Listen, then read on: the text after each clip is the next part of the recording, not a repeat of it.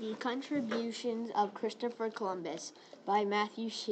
By prevailing all obstacles and distractions, one may unfailingly arrive at his chosen goal or destination. This was said by Christopher Columbus and showed the leadership quality of perseverance through his journey. Christopher Columbus was born on October 30th, 1461 in Gunnow, Germany. It is interesting that he sold clothes before he was a sailor. Christopher Columbus made an enormous impact to our community.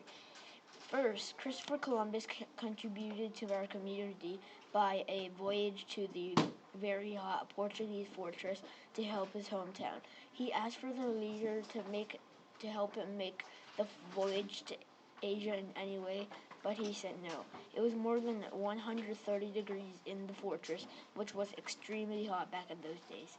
Also, he never admitted that he went to the fortress, which was a pretty big crime in the 1400s.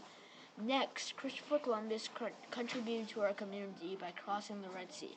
Now, most people will immediately forfeit their journey as soon as they see the gigantic sea in the middle of their journey. But Christopher Columbus was not afraid at all, and actually this was an accident. He didn't mean to cross the Red Sea, but it just ran into him.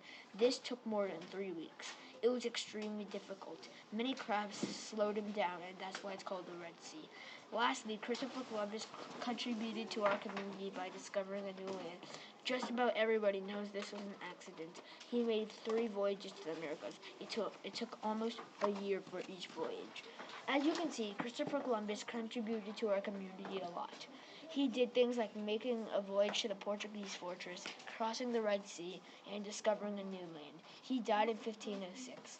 Christopher Columbus was a big help to our society.